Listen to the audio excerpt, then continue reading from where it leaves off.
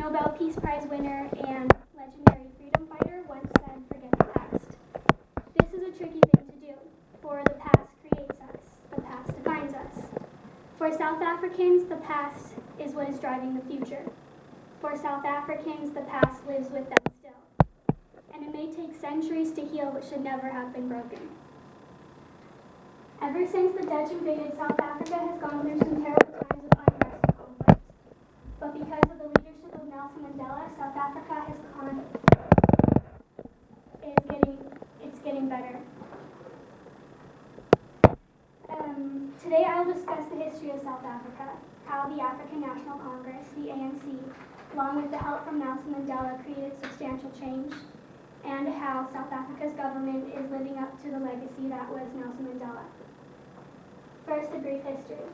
South Africa is located at the very southern tip of Africa. It's surrounded on three sides by the Atlantic Ocean. The land itself is very beautiful, very fertile, full of vegetation and life, and it's rich in gold and diamonds. According to the book South Africa, Modern Nations of the World, the Dutch invaded in the 16th century. They believed that South Africa was the land that their God had given them. They believed that its inhabitants were not only racially inferior, but were also put on this earth specifically to serve the whites. By the mid-1800s, the Dutch had completely taken over South Africa. In the beginning of the 20th century, the apartheid system, which is Dutch for apart, was officially written into the government. In 1913, the Native Lands Act was enacted. It divided the land between the blacks and the whites. 80% of the population is black, and they were only allotted 7% of the land. As you can imagine, this created massive overcrowding, poverty, and malnutrition. The African government did everything it could to dehumanize these individuals. They made it almost impossible for them to get work, to get educated, even to get proper health care. Because of the racism and segregation, many of the blacks decided to retaliate.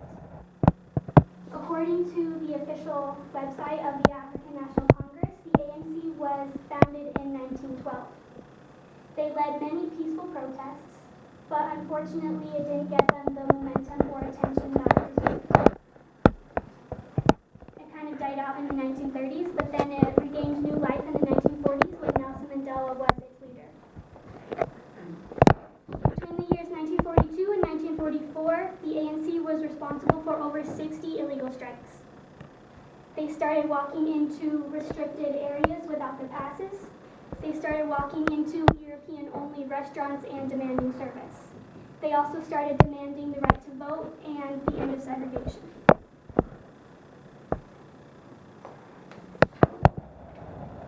In 1963, Nelson Mandela was arrested and tried for treason.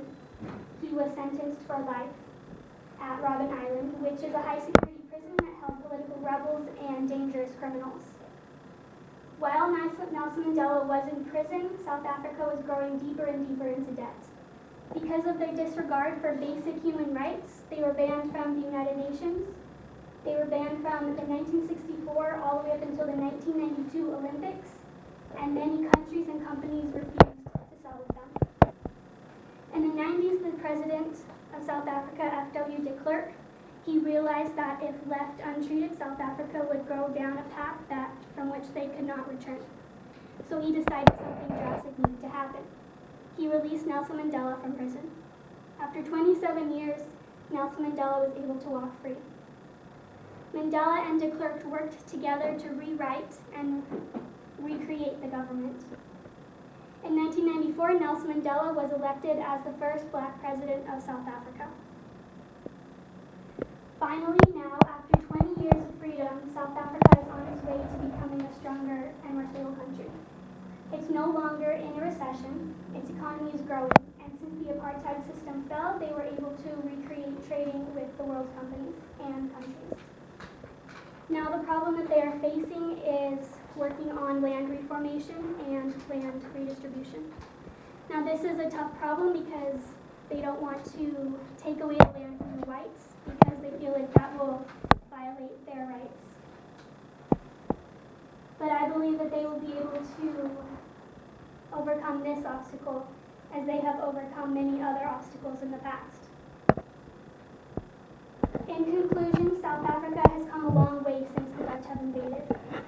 Its citizens have faced considerable injustices. I hope that they will be able to work together to begin anew, to not let its past or egos get in the way of its future. Thank you.